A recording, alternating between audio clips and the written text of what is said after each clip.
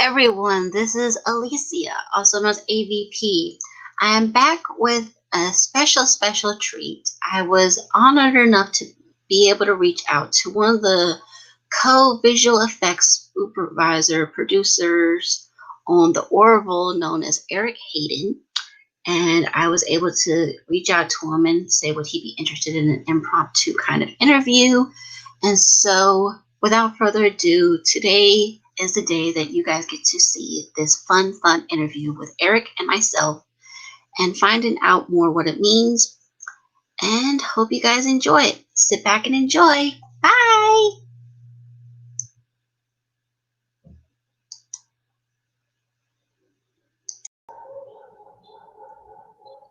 Okay, so hi, Eric. Can you tell me your full name for the record, please?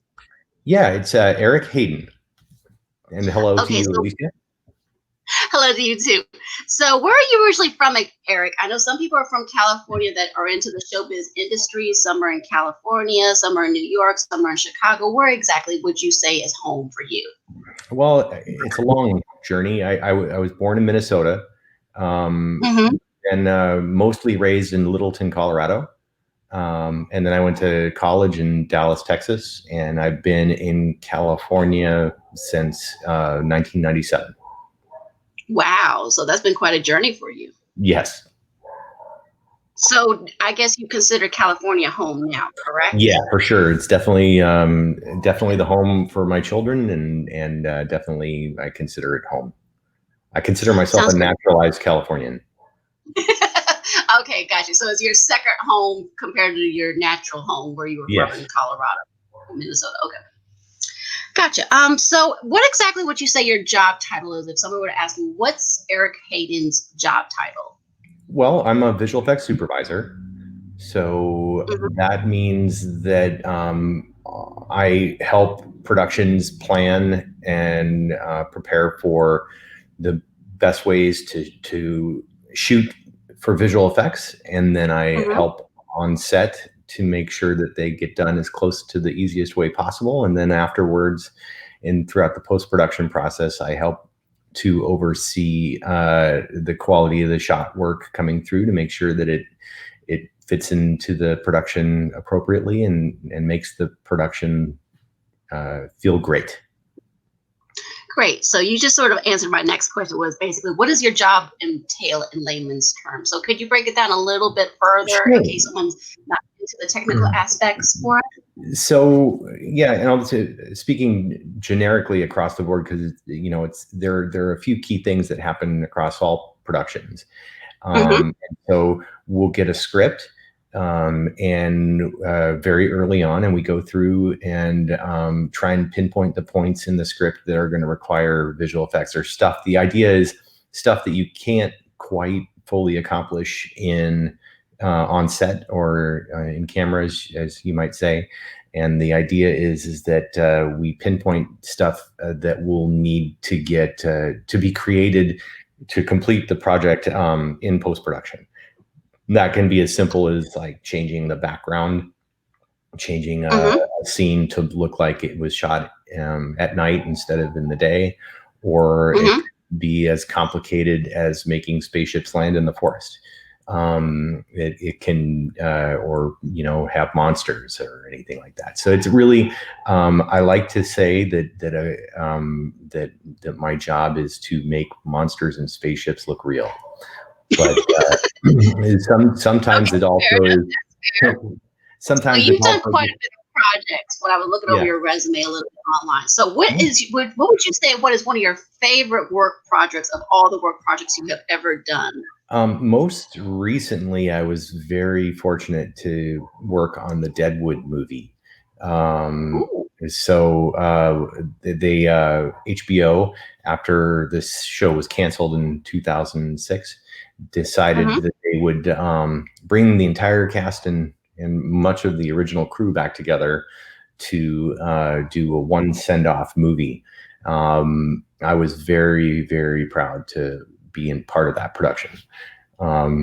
Earlier in life, I mean, I've been lucky to have just tons of great job experiences, but one of the more special ones that I ever had was working on Sam Raimi's Spider-Man 2. Mhm. That was in the days when I actually was working in what you would call practical effects, or stuff that is actually Okay. created on camera. So I helped with the team of people who created Doc Ock's tentacles.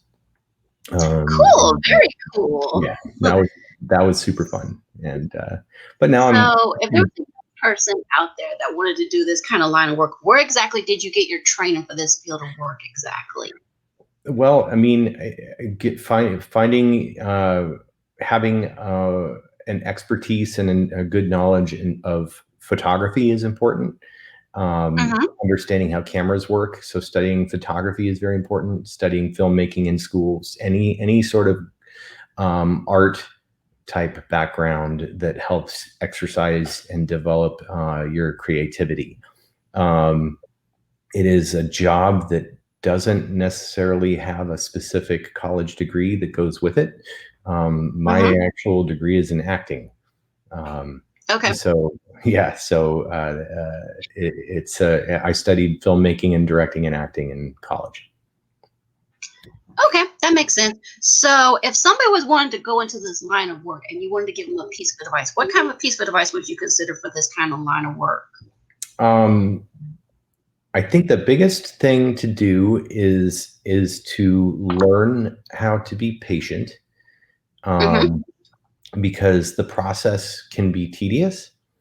Um, Mhm. and it also can be frustrating because you can spend a lot of time making something look really good, but then you'll get notes that change the direction that you've been on for the course of the project, and that can be frustrating.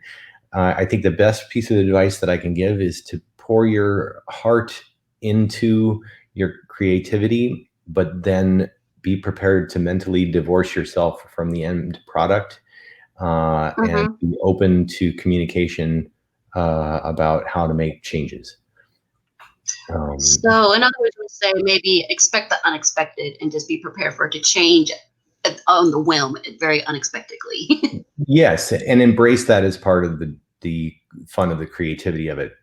Some people fight it, and that leads to general unhappiness. But I think that if you embrace the changes as part of the fun of the job, then you can have a blast.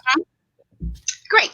So, what kind of equipment do you use for when you're doing your job? I mean, I know writers obviously use ink pens, actors obviously use their scripts and they're using their voice and their talents and stuff like that. What exactly do you use for your type of work? Well, I mean, that is very, very task specific, in the Hmm. sense that sometimes the only thing that is needed is to be sitting next to the director and being present enough to answer questions as to how to best accomplish an effect. Um, the best tool that I carry with me every day on set is uh, a good camera, Okay. to take tons of reference photos of what was on set and being able to Hmm. measure stuff. Then, you can even get more into the technical side of things and have special equipment that is able to drive a camera to take 360-degree photographs of the entire area. Hmm. You can also have scanning software to be able to scan and the set and the location to be able to turn it into a 3D model. But in terms of my day-to-day stuff, I really carry with me my camera and generally a laptop computer or a pad with artwork on it to be able to share at any point in time. Makes sense. Okay, so how long would you say a project typically takes you to do exactly? Does it take a obviously it's not going to be done overnight, but No. how long would you say it typically take? That really also is a very I mean, that's a very project specific Okay. answer, in the sense that generally speaking, a film can take about a year from when Hmm. you first have meetings to when it's completed. A piece of episodic television that is kind of like more typical, not heavily visual effects, can take Hmm. maybe 2 months from the when you get the script to when it's shot. actually, yeah, and then throughout the post process. Those 2 months aren't necessarily in a row. You might shoot an episode and then you won't work on it again for a couple months before the edit is done, and then it comes and lands on your plate, and you have to finish it in 2 weeks. Gotcha. But for the Deadwood movie, I want to say that from production to completion, that was closer to 9 months. Okay. So obviously you've done so many different projects, like you were mentioning earlier about the Spider-Man one, and you've done Deadwood, and obviously Orville. Are you a fan of any of the projects that you have worked on, or are you just a neutral party saying it is what it is? Both. Sometimes I become a fan during the process, as is the case with the Orville. When you hang out with people and they're good people, especially with regards to the cast and the crew, it makes it a lot easier to become a fan of the show. And other times it's like, yep, you just tell me what you need and I'll make sure it gets there and is as good as it can be.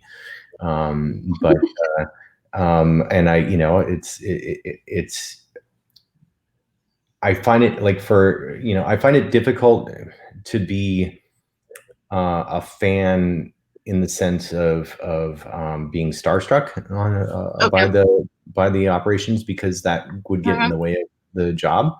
I would say that it's more important to respect the show that you're on, and the needs of that show. But then after the fact, it becomes a lot more fun to get into watching the show if it's good.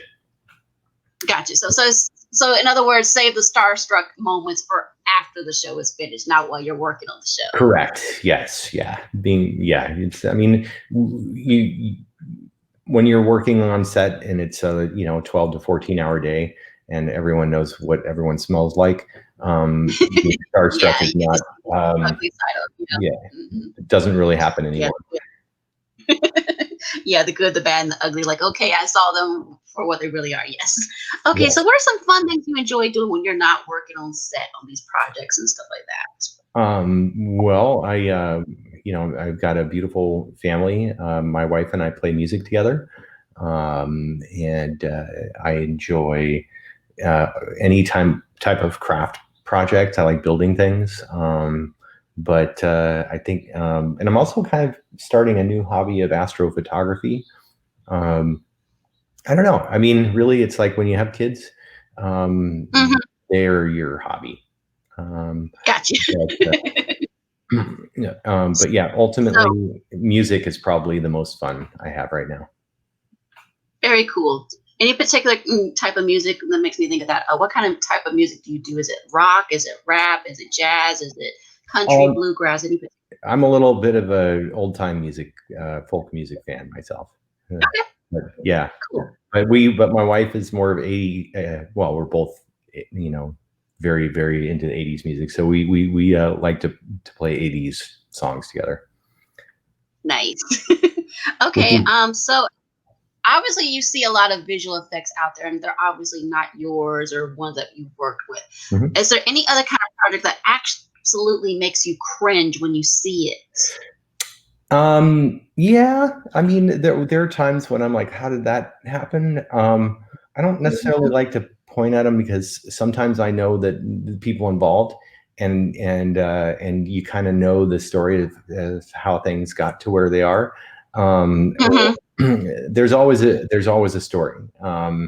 And because no one starts a project wanting to do bad work. I will say that sometimes people's inability to communicate the desire of the effect leads to things that are unspecific and hard to look at. Excuse me, but ultimately, it's a lot easier and more fun to talk about inspiring effects than it is to feel like, wow, this was garbage. But there's plenty of garbage out there. Right, of course. Some are more forms than others. Yes, of course. Yeah, and it could be a very simple thing where the show was more ambitious than the budget allowed for. there are things that start off with good intentions that just don't stick the landing. Gotcha.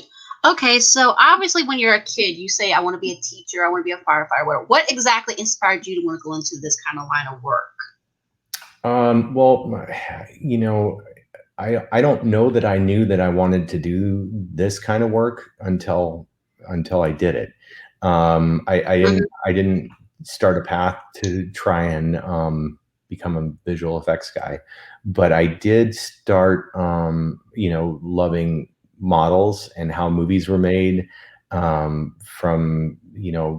when the very first Star Wars movie came out, and I saw that in the theater probably about 100 times. Um, so I don't think I would have been able to articulate why, but Hmm. then I did start building models as a kid, and then that hobby carried through even through college and beyond, and the pictures of my initial hobby kit models that I did were what got me my first jobs in the industry. Hmm. Very cool. So obviously, certain things have to keep your momentum in order to keep it fresh. And sometimes when you come into work, because obviously one day is going to be kind of slow, one day might be a little bit more active than the other. How do you keep that momentum going so you still feel inspired and feel fresh when you come to work? Well, part of the fun of the job is that no 2 days are the same ever, Hmm. because for the most part no two effects are executed the same way. So you really are kind of blessed with this sensation that every day is a new adventure. Uh-huh. And that is another reason why I really enjoy episodic television, because when you're on a movie, it can be a little bit tedious for a while, and you're there for a long time. Whereas with a episodic television, you're in and out of one episode fairly quickly, and the next episode can be a completely different challenge. And also sometimes, not in the case that I'm in right now, but in other times, it's very possible to work on two different shows simultaneously, which gets your brain very active. But ultimately, Hmm. it's if there's anything I would say that keeps it always fresh, it's that this is not a job that you do by yourself. This is a Right. collaborative job that you do with a team of artists, and Hmm. when you get a group of artists who are talented together and you set them on a task, it can be very inspiring, and to watch it grow from the initial meetings to completion is a very, very satisfying experience. Very cool. So obviously you've been nominated for an Emmy before. How does it feel exactly to be nominated for an Emmy? Obviously, for an actor, you see them freaking out, having these reactions, say, "Oh my God, I'm nominated!" But what's it like for someone that's obviously not an actor to be nominated for an Emmy and knowing, "Oh, I'm nominated for an Emmy for that project"? Well, it's only happened once, and I did get adequately freaked out. It's different in the sense that when you tune in on the morning of the announcements, they don't go all the way down and list and read out loud the visual effects Right. nominees. So they do their read through of all the main show nominees, and then you click Mhm. on the website and you're like, wait a second. And then it's like, oh my God, I'm there. It was great. It was really that. It was really cool. That was for Deadwood, which Mhm. helped. It helped. That, like I said, Deadwood was a special experience. There's Mhm. a lot of times you get onto a job where you may not like the script, or may not like the show, or you may not. There's a lot of different things along the way. But to have a show that you like the script from, and then you like the actual production experience, and then Mhm. the end result was satisfying. To have all three of those things come together is a very unique thing, and then to be rewarded for that with a nomination was definitely a highlight Mhm. in my life.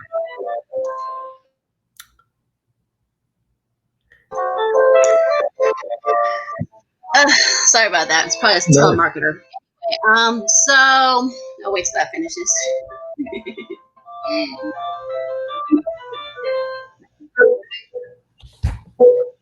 Okay.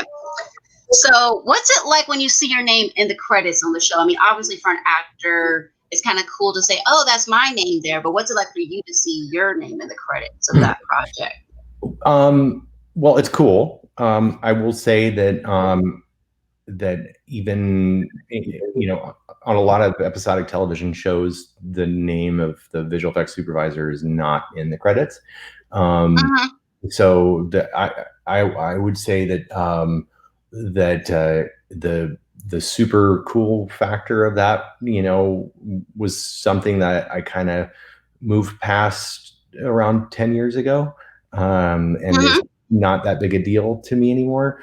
I don't want to sound unappreciative, but there is a very technical process by which credits are issued, and Okay. sometimes it's not worth the frustration to be grumpy about it when your name isn't there. Um, but Mm-hmm. but yeah, of course it's cool to see your name there. It's just it was a much bigger deal to me when I was starting off in the industry than Right. it is today. Okay. Gotcha. Okay, so are you working on any new project after this crisis settles down and everything like that? Are you planning on working on anything new, or are you going to just say, "I'll take what I can get," or anything planned? Well, I mean, I'm lucky to be working on the Orville, and Mm-hmm. that is an ongoing thing. That is a very very big show. So I Mm-hmm. don't, that one takes all the time, and so that one will occupy most of my creative space for a long time. But I do write, and I'm continuing to write as we speak, and Mm-hmm. hopefully, I'll get to an opportunity to make another movie in the future, um, and that would be the best case scenario. Great. Awesome. So we'll look forward to seeing you more on Orville with your work with that. Do you have any favorite celebrity encounters that you have ever had on any of the projects you worked on? Favorite celebrity encounter? I mean, that one's tough. I mean, they're all fun in their own way, and then sometimes over the course of a long show, it becomes like, well, I'm around that person all the time now, so it's almost as if they're not a celebrity to me anymore. Um, Okay. but yeah, I don't know. I mean, I I really enjoyed talking to Brad Dourif on Deadwood, because not only is he a tremendous actor to watch live, but he's also a really wonderful energied person, that is really really fun to be around. And Mm-hmm. he also, he was in a lot of movies and shows that I've seen throughout the course of my life that have been important. Like, so I think talking to him was a lot of fun. But yeah, it's hard. I don't know. There there are people that one way or the other. There, I don't want to sound like it's not cool or not exciting, but after a stretch, it's another coworker. Okay. Very cool. So have you kept any mementos from the shows that you worked on or movies, or did you just leave it there with the other crew members and everything? Honestly, especially when I was worked in the model shops, Mm-hmm. people collecting pieces of memorabilia was very uh, popular and somewhat frowned upon. Okay. Yeah, but that being said, no, I never collected stuff. The occasional pictures or so, but Mm-hmm. not too many. I like, sorry, my bird is saying hello. Um, but yeah, it's I don't really. Yeah, I'm looking. Don't really have any mementos. The only thing that I've kind of held on to is pieces from my movie. Okay. Did you keep any of the scripts and everything that you worked on too, that they asked you to run through with them, or did you have to return those? You're supposed to properly dispose of them. They actually come out with your name emblazoned on them quite boldly. So if they get in the wrong Okay. hands, they know who it was. Okay. Gotcha. So do those have to be shredded, or do those have to be discarded in a specific area? Yeah, I mean, in most cases, they're just they're discarded by folks in the production office. You Okay. look at them and turn them back in. Now most things are electronically delivered, so Right. But yeah, I don't know. I don't really. I think I might have an old Spider-Man 2 script somewhere, but Okay. yeah, not on purpose though. Okay. Right, of course. Can you describe a typical work day, obviously before this virus hit and everything like that? What was a typical day of work for you? Can you run that for us? Yeah, well, I mean, it depends on which part of the production you're in. Sometimes it's a lot of meetings. Like when you're in pre-production on an episode, you might go to on a tech scout. You might go to any number of meetings to discuss the overall production needs for that episode. And then so there's a lot of meetings, and then there's a lot of time working with artists to develop the look of things to show to the directors and the producers. And then on set, you show up when you're needed, and you are there to just be present to production to make sure that they follow through with as close to what you wanted to do as possible. It's never ends up being exactly the way that you wanted it to go, but that's part of the process of embracing the change in things. And then the post-production part of everything is, especially like in the case of, Orville, you work with Tom Constantino to get the edit. And I work closely with Brandon Fayette and Brooke Noska to make sure all the shot work is getting done by all of the various vendors, and we review shots. We just basically like watching every episode one single shot at a time over the course of a couple months, and giving notes and making sure that the notes get taken care of. But yeah, when you're shooting, the days are very long. They can start before sunrise and 14, 16 hours later. But I don't know what the deal will be now that with the COVID. Right, of course, because obviously things are going to have to be modified for sure. Yeah. And worded extensively. So who was someone that you would absolutely love to work for if you could work for anybody? If I could work for anybody,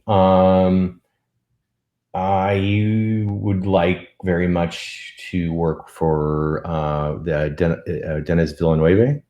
I find his films to be very inspirational. I would say I've been lucky to work with a lot of people that I would have probably said, "Oh, I want to work with that guy." I was lucky to work with Spielberg. I was lucky to work with Sam Raimi. I kind of would like to work with Jim Cameron just to have that experience. But ultimately, I think the main thing is just I guess I like working with people who have a great creative energy. Okay, so that sort of answers my next question. So who is someone you would never absolutely say, nope, I'm never going to work with this person, and this is who? You never say never. Okay. Because I need to pay mortgage. But yeah, I mean, I have also had experiences where I worked with folks that I didn't enjoy, and I won't name them. But the mortgage still got paid. Gotcha. So let's go to the Orville one a little bit. That's not on my list of questions, but with the Orville one, about how many episodes did you personally help oversee the visual effects for? Was it one episode that you were specifically known for, or was it a series of episodes that you were known? Well, so I am new to the Orville crew as of season 3. Okay. And I work in tandem with Brandon Fayed and Brooke Noska. We're all kind of, I would say, we all try to help each other bring things to completion. So it's Brandon does a lot of the development of looks of things, and we make sure that they get executed. So I would not ever say that, oh, I did this episode or that episode. It's very much a shared project. Which makes it unique, because normally, like I said, there is only one supervisor, or if there's a tandem set, they're taking turns on episodes. But in this particular case, it is a group effort on every episode. Cool. So you know that there is an Orville game and stuff like that. Have you actually played that game, first of all? I haven't. I'm not much of a gamer. Okay. But yeah, I'm aware of it, but I've never played it. That's fair. That's fair. I mean, I was just asking because obviously there's some visual effects in there that are sort of similar to the show and stuff like that. That's why I was asking, because it looks very cool. I was wondering, would it be similar to what you do, or would it be a little bit more complicated on their end because they have to make it more virtual looking? It's definitely not our department doing it. So, but except the looks of things come from the same people. But it's but yeah, I'm not involved with the making of the game at all. But I think that there is probably a huge attempt from the makers of the game to make sure it feels appropriate to the show. Sounds good. Well, thank you so much, Eric, for this interview. Of You've course. been very helpful with all these questions and stuff like that. If you want to, you can play a little bit of music for us. Oh boy, I don't know about that. I might have to hit you up on that one again later. Yeah. I will say, if everyone should watch the movie Astronaut: The Last Push, available on Amazon Prime, starring Kari Payton and Lance Henriksen and Brian Baumgartner. That's a film I'm very proud of, and so that one we should check out. But yeah, I'll have to get up the courage to do the music thing at a later date. No problem. Thank you so much, Eric. You've been so helpful and so kind about this. I appreciate that so much. Well, thank you so much. Thank you for the invitation to do the interview, and I had a great time. Great. Thank you, Eric. All right.